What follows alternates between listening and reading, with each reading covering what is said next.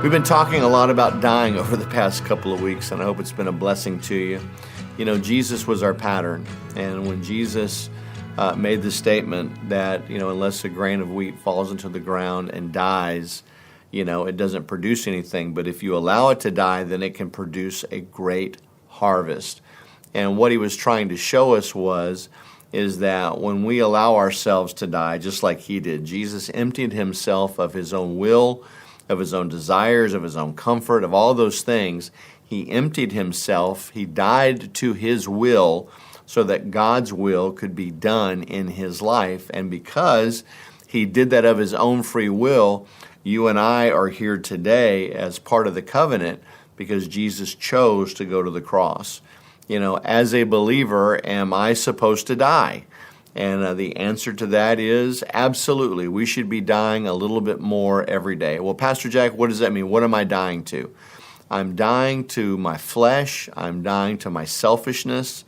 I'm dying to my own, desires to be first and the greatest and the biggest. I'm dying. There's nothing wrong with wanting to be successful, but there's a success in God's world and there's a success in the world that we live in. Success in the world that we live in today is a me-first mentality. And that is, I'm just trying to be the best version of me. I'm just working on me. Right now it's all about me. I really can't take care of those kids right now because I really need to work on me. I really can't help serve at church right now because, I'm really just trying to be a better version of me. And we really just cloud our own selfishness with these monikers and with these statements, which really are just thinly veiled opportunities for us to be selfish. When I got saved, I got saved. And one of the first things that God put in my heart was to serve at my local church. But you would say, but you were called to be a pastor, and that's what you do. I served for years before I ever knew I was called to be a pastor. I knew that my flesh was so strong, and a lot of people know my testimony. I came out of just a lot of bad things of the flesh, lust of the eyes, lust of the flesh, and the pride of life. And I knew that in order for those things to die in me, I knew that in order for all of the stuff, the selfishness that had been leading my life to die, I started serving in my local church, and I became part of the praise team. I would work in the sound booth, and it was an analog sound board back in the day, and it had they gave me one slider that I could move, and it was the master volume, and I could, every Sunday morning, that was my job, is that they wouldn't let me touch anything else, but that was my job in the sound booth, was that I would move that, if it needed to be a little high, a little low, whatever. That was my job. But you know what? In that, I died.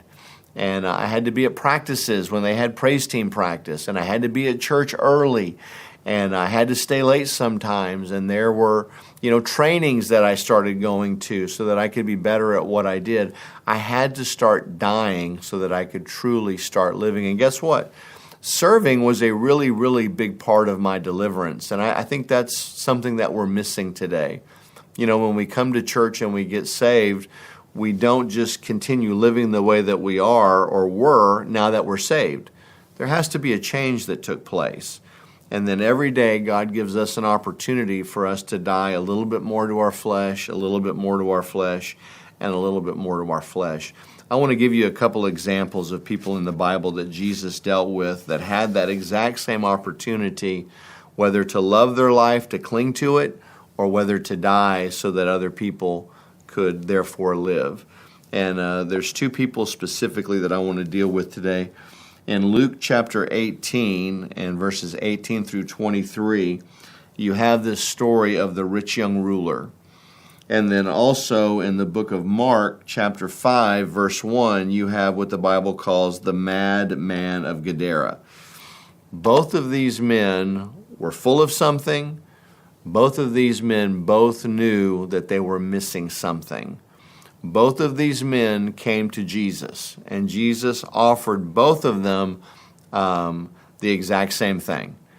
If you'll notice, the madman of the Gadarenes, he came to Jesus. He was filled with 2,000 demons.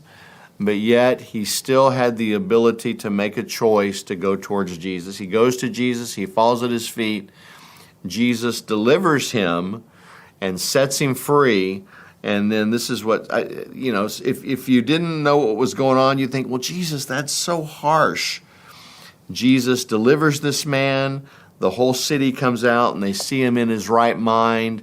And of course, you think that revival took place in that city, but in reality, they were like, Jesus, you need to leave.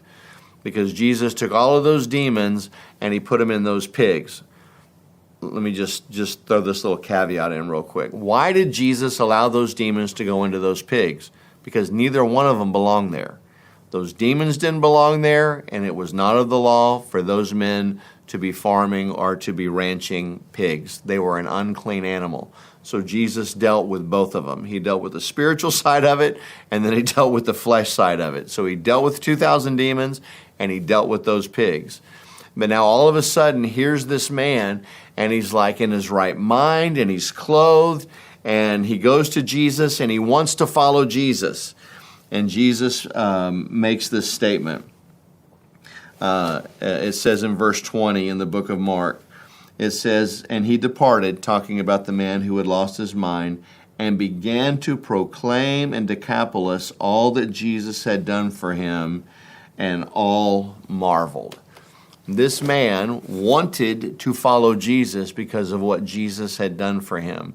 But Jesus said, you know what? Yeah, you could come with me, and yeah, you'd be an amazing testimony. Everywhere that we went, we could hold you up as a testimony.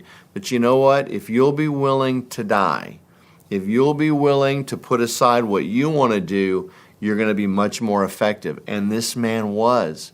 This man, Decapolis means 10 cities. This man went back to his home, to his friends. See, everybody knew he was out there. They used to talk about him all the time. Old Crazy Harry. He's crazy. Everybody crazy. Remember Crazy Harry? He's up in those hills. He's crazy. He's just crazy. He's never done anything right. Now, all of a sudden, the Bible doesn't say his name was Harry. This guy comes back, and he's in his right mind, and he is preaching and teaching the goodness of God and all that Jesus had done for him. And he was able to win far more souls to the kingdom than had he stayed and tried to follow Jesus. I want you to notice that this man, he put aside what he wanted, and he wanted a good thing. Who wouldn't want to go be with Jesus? But Jesus said, if you'll be willing to die to what you want to do and do what's God's will, you will be able to have a far greater impact. See, I don't think people always understand that. I always like to say in service on a Sunday morning, you have no idea what's on the other side of your obedience. You have no idea the yes and all the blessing and all the things that are waiting on the other side of your obedience. What we want a lot of times is we want all the obedience, we want all the accolades, we want all of the blessings, but we don't want to put anything out ourselves. We don't want to do any of the work. We don't want to sacrifice. We don't want to give, or we don't want to be inconvenienced. We don't want to, it just doesn't fit my schedule right now, Pastor. Hey, we want to do all these great events. Pastor, man, that's great. We're with you. But you know what? I have something that day already. And, that's just something that I need to do for myself. I understand we all have schedules, but you're really never going to get to that place of breakthrough until you get to a place of sacrifice. A guy said this years ago, and I've never forgot it, and I kind of battled with it, but I understand it now.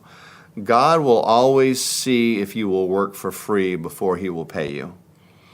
A lot of people want to get paid for everything that they do, and that's not how it works in the kingdom of God. While, yes, a workman is worthy of their hire, there needs to be a place of where I bring the sacrifice, where I sow myself, where I sow the seed so that I can bring a harvest to whatever area that is, When it comes to us dying on a regular basis, just in a regular church, people don't like to serve like they used to. I'm not going to name names, but, we've been in full-time ministry. We've been in this church alone I've been here for almost 29 years.